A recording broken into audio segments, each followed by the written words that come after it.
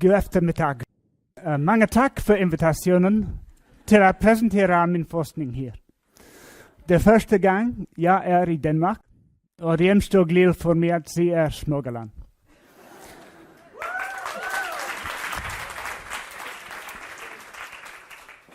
As you will have realized, I speak Danish like a man from Bornholm. You'll be very pleased to hear that for the next hour I'm going to speak to you in English. You need to know a bit about me. I'm an anaesthesiologist. I'm an intensivist. I'm an educator. In my spare time, I'm a bit of a pilot, and I think that might become obvious to you, I think, as we talk a bit later. And I'm going to talk to you about safety too, and I'm very aware that this may be something which is much more known about in Denmark than perhaps it is in Scotland, and you will tell me, I hope, at the end of this. But I want to start by asking you guys a question. And the question is this: when something goes wrong in anesthesiology in Denmark, what happens? What do you do? Fantastic. It wasn't us. Okay. So what's the system that you have that deals with those events? How does it work? It doesn't, I've just heard from down here.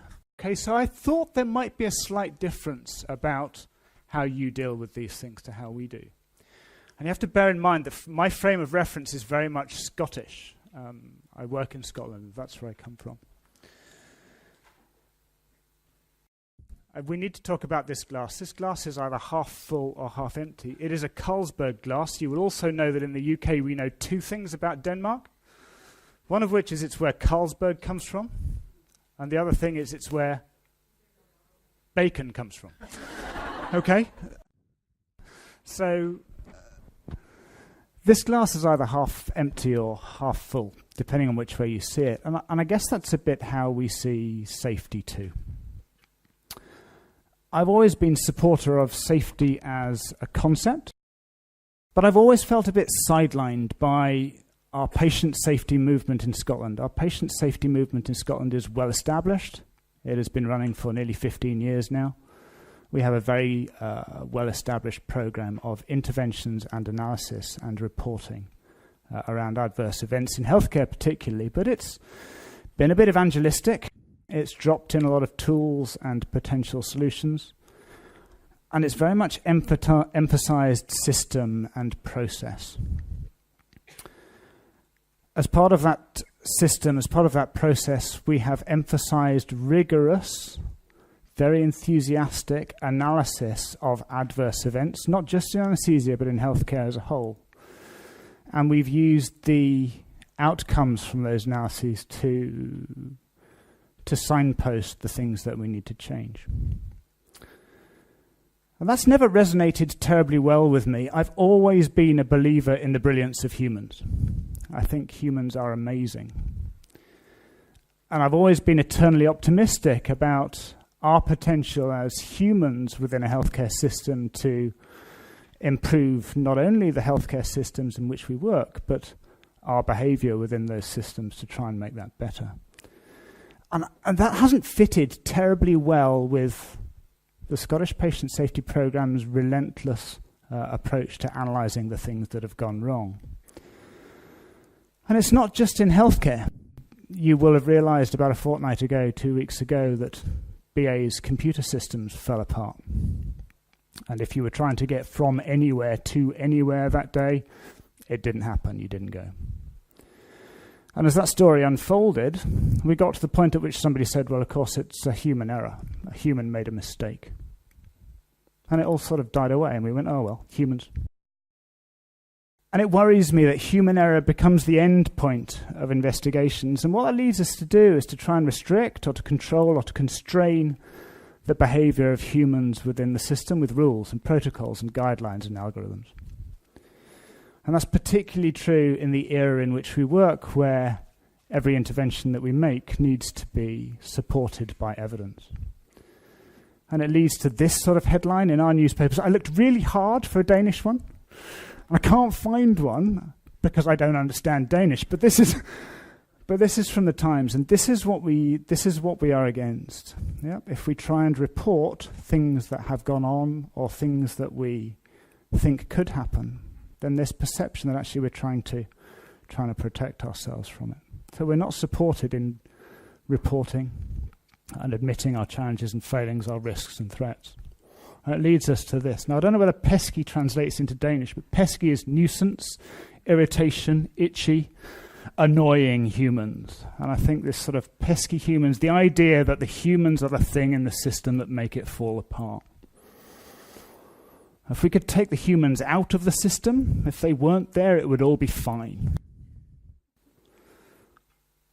I started to have thoughts about how we might turn some of this around. And this is you will all have one of these files on your computers. Mine is called Deal With This. Let's get on and do it now. It is now like that. But in there is a file still there. It's called Thoughts About Excellence. And it was something that I started to write about 10 years ago and still haven't finished. But really it's trying to get my head around how we might start to take the emphasis away from sorting things out when they've gone wrong to supporting people to be brilliant. And that's really where I am. I am half full. And I really struggled for language around that. I really couldn't describe it. It wasn't coming together for me as a cohesive whole until I heard this guy speak. Does anybody know who this is? Okay, so this guy is a Dane. So I was really worried that I was going to bring something to you because this guy has been talking about it for the last 15 years and you're all going to go, yeah, we know. This is Erik Holnagel. He is professor of psychology at, now I'm going to get this wrong, Aarhus. But I heard him speak in 2013 at a meeting about safety too.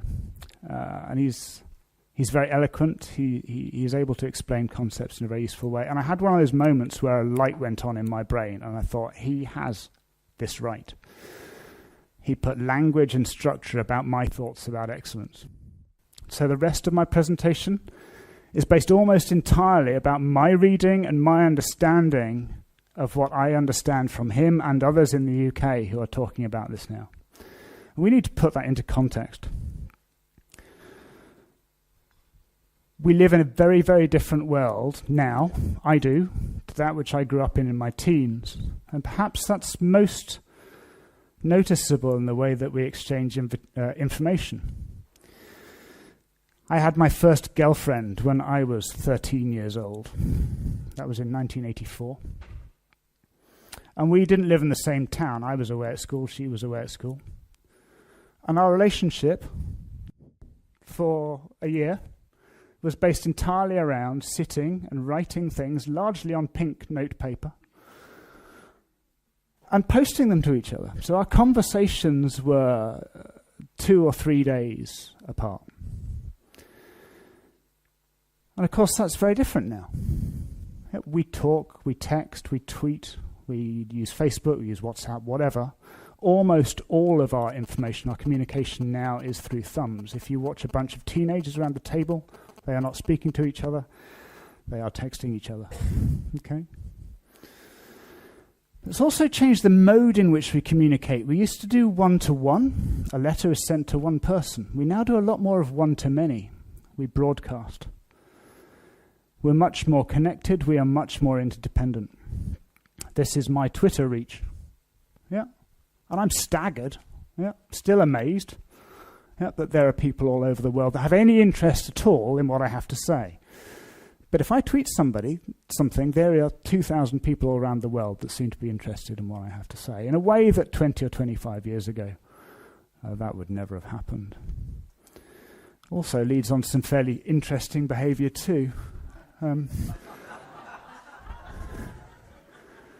We never used to take photographs like that. We always just look at the thing we were taking pictures of, and I think this is extraordinary. But of course, healthcare has changed too. And this is polio across my clinical life. I went to medical school in 1989. Polio has almost completely disappeared as a world disease. So there's much less transmissible disease, and we have much more transmissible, non-transmissible ischemic heart disease, obesity. Bear that in mind. We're going to talk about that later. Diabetes, cancer, peripheral vascular disease, stroke. These things are now not just diseases of the first world or the developed world or the economically lucky world, but they are worldwide pandemics. We see a lot more multi-morbidity. I don't know what it's like in Denmark, but we are certainly seeing a greater demand for healthcare intervention from healthcare users. We have this relentless, unsustainable rise in healthcare spending. Yep, you are ahead of us, but you're in parallel. And the rate of increase is going up. We can't tackle that. And this is largely due to us doing things now routinely that are complex, that are resource intensive, that involve a lot of people, involve a lot of technology, a lot of different drugs, that we would not even thought about doing 20 years ago. If you had said to me 20 years ago that robots would be doing prostate surgery, I would have laughed. But of course they are now, and this is now starting to become standard of care. We're applying those treatments to a different patient group. We're doing things that we would not have done before to patients with significant diseases that would have precluded their surgery or their intervention 20 years ago. We take on patients with significant multimorbidities for complex surgery. We apply those interventions with an expectation of very different results. We are accepting of smaller increases in survival or decreases in morbidity than we would have been 20 years ago. So we live in a changing landscape. More importantly, the pace of change in that landscape continues to increase. I have heard it said, and I don't know whether it's true, but we learn more about healthcare every year now than there was in total when I went to medical school. And you cannot keep up with the pace of that change. I know I can't. So to try and do that, we attempt to algorithmify medicine. For God's sake, don't try and read this. Yep. This is acute coronary syndrome algorithm. Actually, it refers to other tables and figures that are on different pages of the book. When I was a houseman in 1995, my only decision in the resuscitation bay was, do I give streptokinase or do I not give streptokinase? That was my decision. And we've now got to here. So medicine now is staggeringly complex. What has also changed is actually how we perceive our interventions in healthcare. Yep. If bad things happened 25 years ago, we went, oh well, happens. That's what happens when you try new stuff. Yep.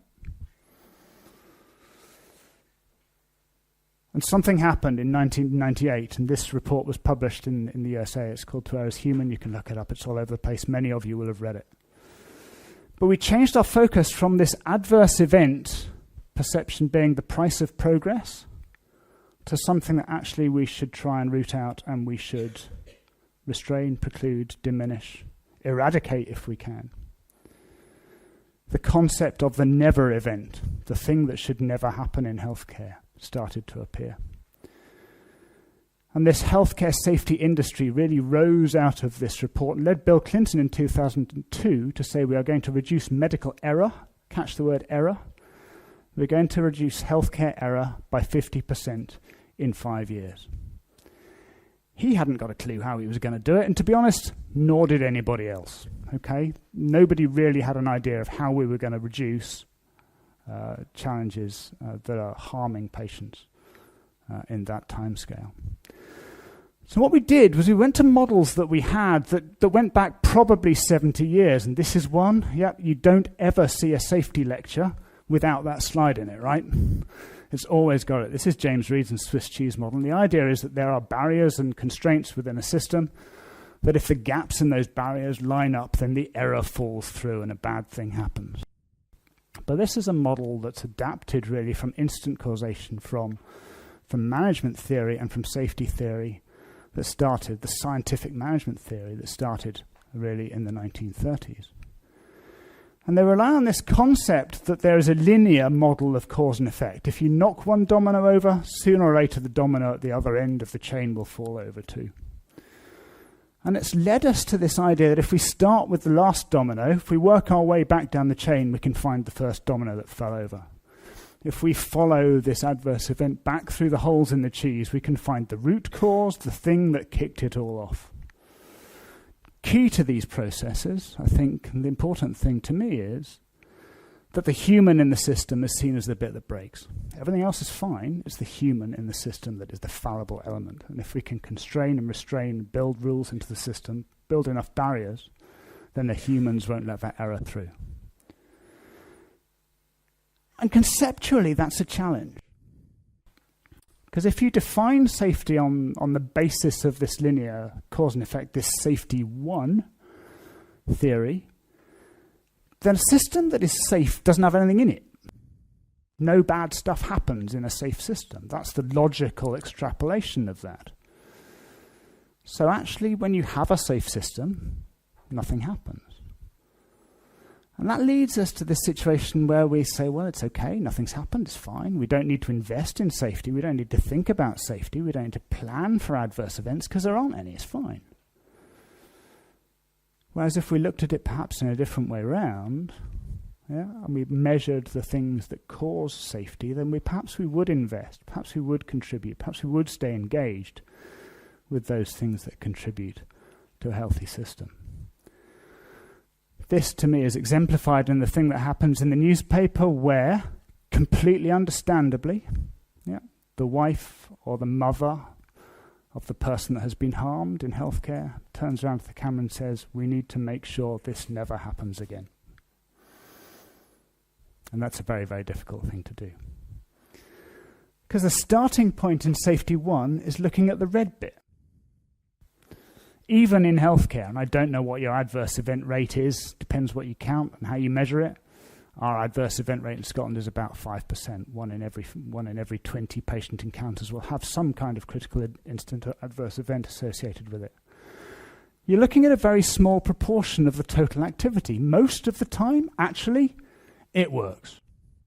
Most of the time, you put the propofol in, you put the fentanyl in, you put a laryngeal mask in, you turn the sevoflurane on. 20 minutes later, the operation's over and the patient wakes up and it's all fine. That is normal. But the fact that we're looking at the small bit, the bit when it's broken, leads us to this sort of taxonomy of causes of failure. So we talk about workload pressures and staffing inadequacy and omissions and commissions of unsafe acts, unsafe culture. And we generate huge databases around failure. We know absolutely nothing about success. Nothing at all. This is also weird, right? We define safety by the length of time that something hasn't happened. So this is, and all our wards in Scotland have things like this on them. You go into the ward and it says, it's 400 days since somebody last fell over on this ward. The question to you is, if somebody falls over today, is that ward any less safe than it was yesterday? And the answer, of course, is no. It's the same people doing the same things in the same way as they always do them. But something has happened and all of a sudden it looks much less safe. And if we extrapolate from that and we start to change process and behavior based on the adverse event that happened today, it starts to lead us into a thought process. Are we changing stuff that actually works because of bad things happen? So this is the seek and destroy mode of safety. We are all positivist determinists, Swiss scientists. It is very unsatisfactory to us if we can't take things back and find the thing that caused it. Those of you that are intensivist in the room will be really frustrated by the patient that's been on your unit for a week and they're kind of getting better, but you don't really know why. You've all had them, right? It's about 1 in 3, I reckon, right? They come in, you do what you always do, which is put them on a ventilator, give them a load of fluid, give them some antibiotics, turn some noradrenaline on. 3 days later, they look a bit better and you still haven't got a diagnosis. That's life, right? But if you think about this in healthcare, if you are trying to find the cause and torpedo it, then you don't know that you are not torpedoing things that are useful. This approach doesn't really explain the persistence of problems in healthcare systems. When I took over my new job, I was talking to Anne-Sophie before. I now run a simulation centre in a big university hospital. And I went to the medical director and said, I've got this stuff, right? What can I do with it? How can I make your healthcare system better? Expecting him to say something really challenging that was around teams or behaviour or culture. And he said, can you stop us getting peripheral venous cannula infections? And I almost put my head in my hands and I said, we've been trying to do this for 15 years and you're telling me that the problem that you still have is catheter-related bloodstream infections. So these things persist despite our relentless approach to trying to find the reason for them happening. Ongoing media interest in disasters fans this fire. Yep, this is really hard for you, okay? And I'm going to slow down. It's challenging. I'm not condoning these outcomes at all, right? I do not want children to be brain damaged. That's not why I'm on the earth. But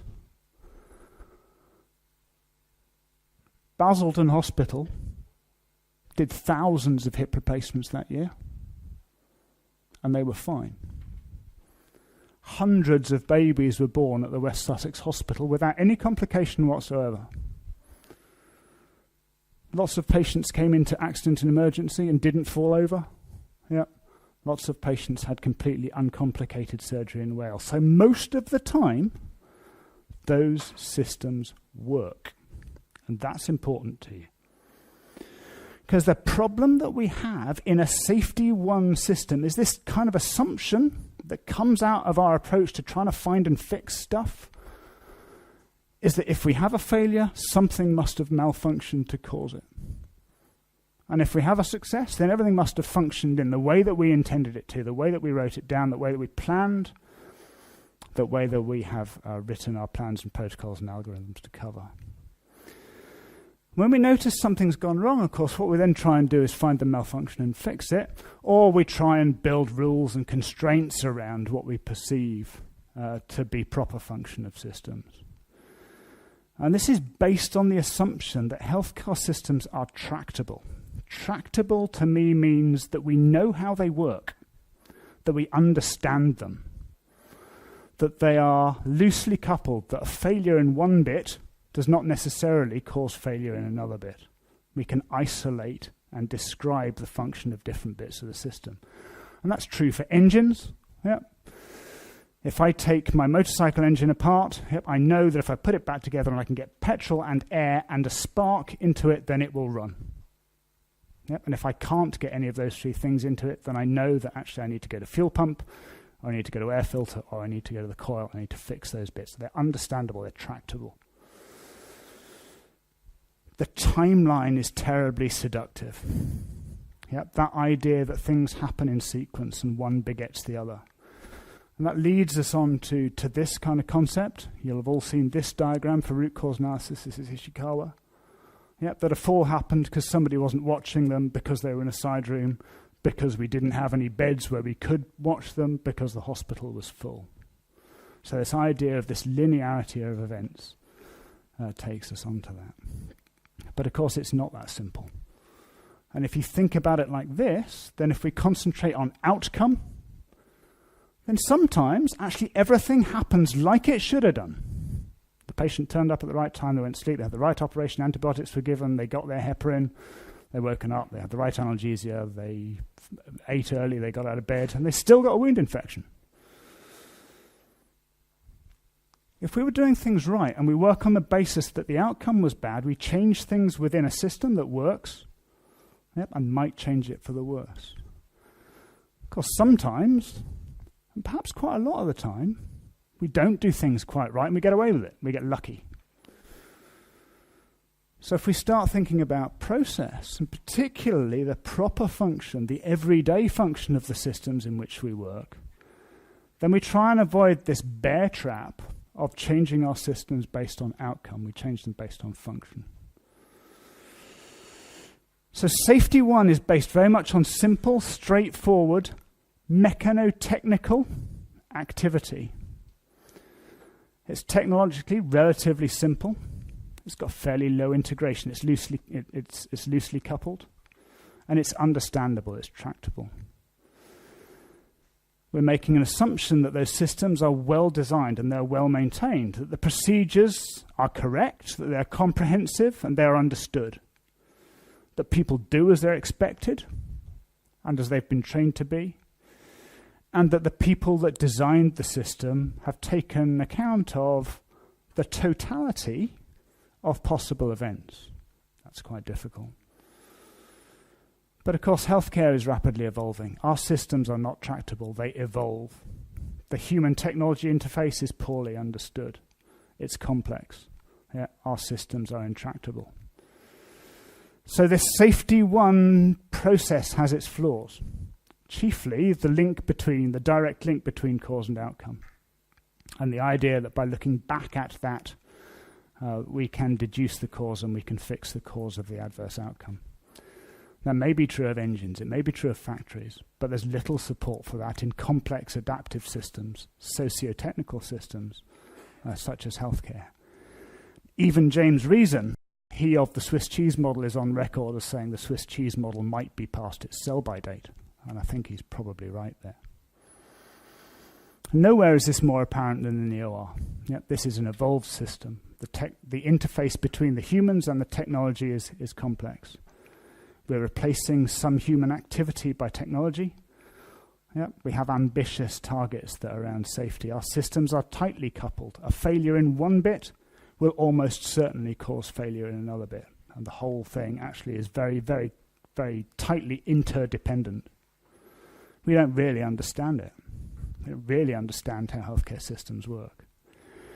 And the key thing in that is that the humans in those systems are essential to make it work. They buffer it, they bend, they adapt, they balance, they accommodate for variation in the system. It is impossible to describe what clinicians should do in every single situation that they come across. Every anaesthetic you give will be in some way slightly different to the last one you gave. Yeah, the drugs might be the same and the tools you use might be the same, but it will be different. That might be about the people, might be about the surgery, might be about the pathophysiology of the patient, but they are all different in some way, and you adapt and you flex around those variations in that system. When you are on call, you might have one of those quiet nights when you sit and you do nothing, you drink coffee. Or you might have one of those nights where actually you always have three things that are competing for your attention. Your behavior, your performance will be very different in those situations, and that's appropriate. Constraining and building rules around your behavior in those situations is counterproductive. It stops you being able to adapt to the system, to the contingencies in which you are working. I'm going to go past that, and that's naughty. I'm going to leave it for the moment. So you adjust your work to match your conditions. That's particularly true in the emergency department, where demand and load varies across the day. If they have a haemophiliac's bus crash, yeah, in this emergency department, so it's my standard phrase on call. It's all pretty quiet, bar the haemophiliac's bus crash, we're fine. If they have a haemophiliac's bus crash, they are not going to work the same way as they do when there are no ambulances parked outside their ED. They're going to trade efficiency and thoroughness, against each other. They're just going to process stuff. They're actually going to take less care, but they're going to get the work through. Yeah, and they have to. They do not have that big red button that you see in factories where things are going wrong, you just push the button and everything stops. You can't do that in healthcare. It just keeps coming, and you've got to cope with it. So variation in demand and variation in performance are linked. And that's majors in these intractable, complex adaptive systems. So we can't prescribe the correct action. The outcomes that we have actually are dependent upon everyday performance. And that leads us on to a different way of thinking about how we do things. We need to understand why it goes right instead of looking at the failures. Poor outcomes are usually a result of a combination of known variabilities within that system. We know they're there. They're not a single point of failure. Outcomes are emergent. If you try and work back from the bad thing through this complex system where everything is interconnected and dependent, we will not find it. The conditions that caused it may be transient. It might have been something that just happened at 2:30 on a Tuesday morning and it's gone. You can't find it again. So you have to infer the circumstances in which that happens rather than observe it. It's very difficult to do in hindsight. And to do that, we need to look at all the outcomes. We need to look at the big green bit. We need to understand actually how everyday work happens, the things we do in everyday work that actually cause things to go right for most of the time. That's really easy to do if you're looking at high-frequency good outcomes.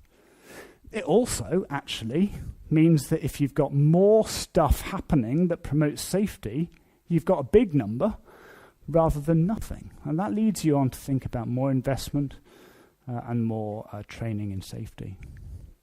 So we're making small adjustments to performance within that system that create or maintain acceptable or safe working conditions despite the variation in resources or time or information.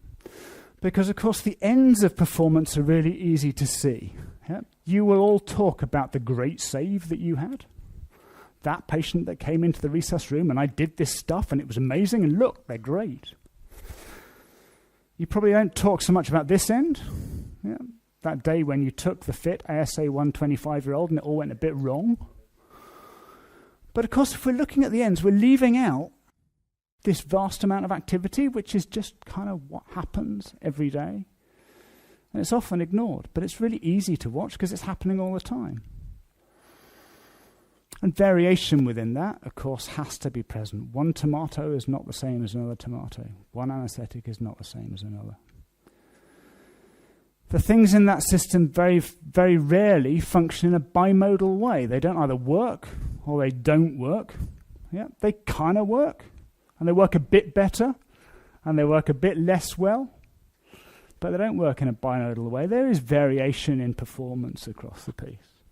And that's contingent upon the state of the system in which that process is taking place. Some variation is necessary. You need to adapt. Some is not. And it's the unnecessary variation that we need to make this work.